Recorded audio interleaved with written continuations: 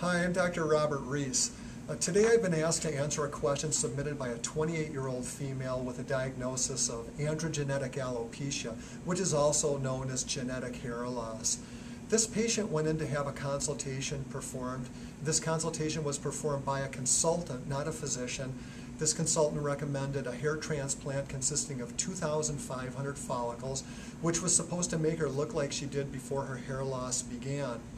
She's a little concerned because she continues to lose hair and shed hair abnormally. The patient also commented that she felt that the consultant was pushing her to make a decision the day of the consultation whether to proceed with the hair transplant or not. Her question is it a good idea to have a hair transplant while her hair continues to actively shed? Well, let me first start by saying that hair loss for men is very difficult, but hair loss for women is flat out devastating. But there is hope. The first thing that a woman wants to do is identify the cause of the hair loss. It's either going to be a medical condition or it's going to be genetic. So what I typically do with my female patients is I refer them for a hair loss evaluation by a reputable dermatologist, and we happen to have a very good dermatologist at the University of Minnesota by the name of Dr. Hordinsky. So I send my patients to Dr. Hordinsky for a workup. The patients will end up having an evaluation along with some simple blood work and possibly a scalp biopsy.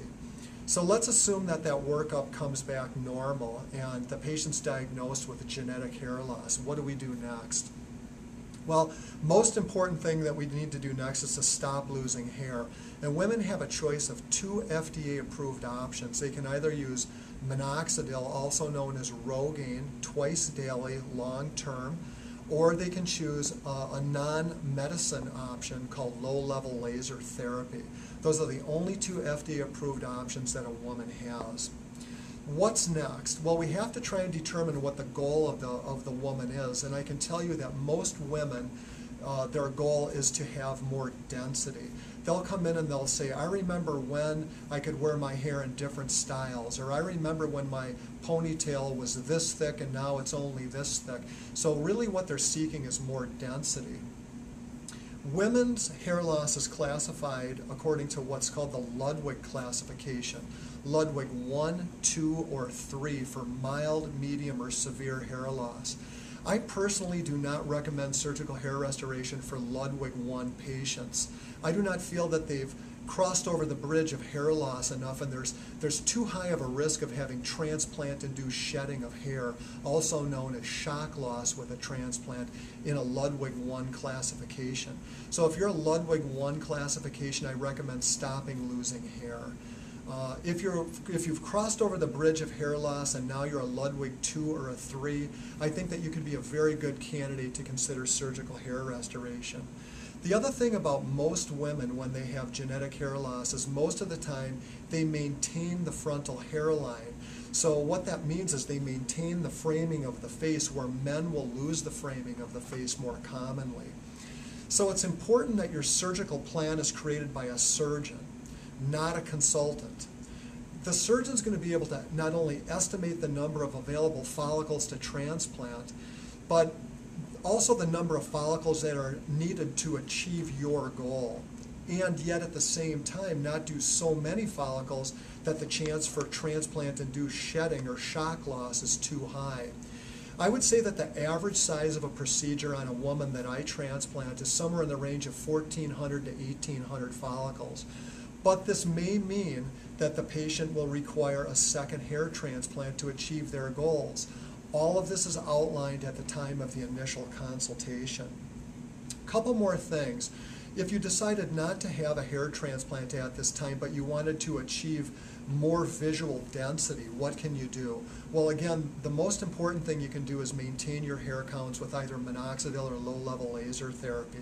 But another trick that you can do is if you color your hair, if you have Caucasian scalp, for example, and your hair is dark brown, and you're coloring your hair, the next time you color, just make it just very slightly a shade or two lighter. And over time, you'll just narrow that color contrast between the hair and the scalp, and you'll be able to create more visual density with that alone. Finally, I'd like to say that a consultation, in my opinion, is for the prospective patient just to gather information, not to make a decision on that day of whether they're going to proceed with a hair transplant. I'm somewhat uncomfortable with a consultant performing the consultation for the reasons outlined a minute ago. That's why I personally still perform all of my own consultations. Ultimately, what should you do? In my opinion, you should meet with 1 or 2 different hair transplant surgeons that are members of the International Alliance of Hair Restoration Surgery. These physician members have been screened not only for ethics in their practice, as well as consistently excellent results. And in my opinion, to seek your care through one of the IAHRS members will give you the highest chance of achieving your personal goals. Thank you.